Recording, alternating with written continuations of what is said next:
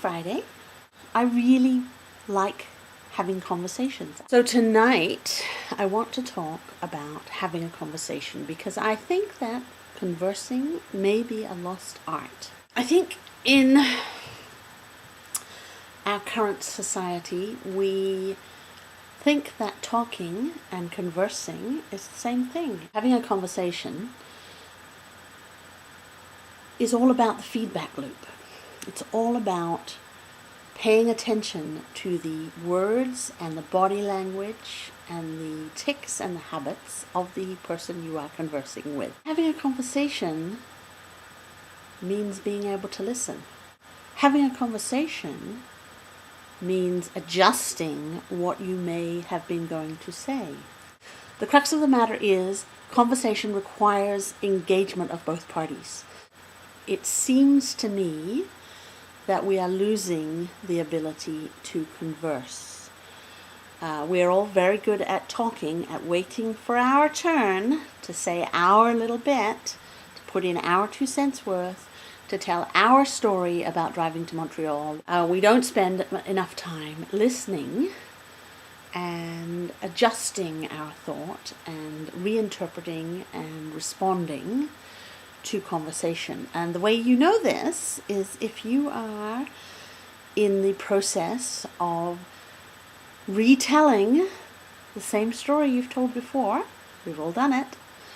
Or if you are in the middle of telling a really great story that everybody loves to hear because they always laugh, and you get interrupted, and when you come back to finish your story, nobody says, "What were you just saying?"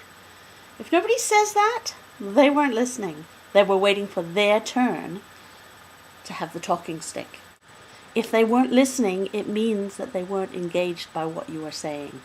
Talking is when we have something we want to get out and we're bound and determined to get it out. But that's not a conversation. That's taking turns telling stories. I would like for us all to have a conversation. That means that we have feedback. It means we respond, we listen, we think, we bring something further, push the conversation out there. Ms. 4 is enough. Thank you very much for your response to my Too Critical video.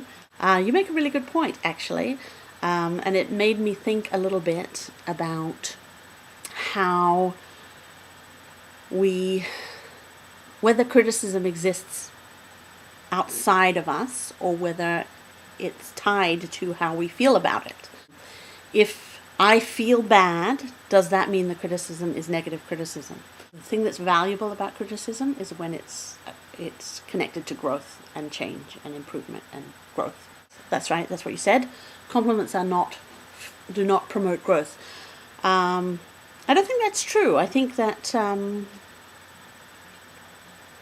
things do change because of positive compliments. If I get a lot of compliments on making videos, I will make more videos. I will learn more. I will continue to grow in the area of video making.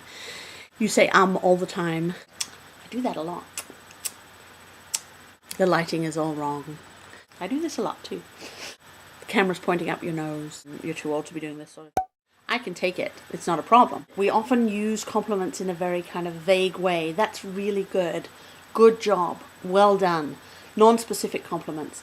But there are really great specific compliments and they work really well. If you say things like, "I really like the way you looked in that shirt," 10 times out of 10, I'm going to wear that shirt again and feel good about myself.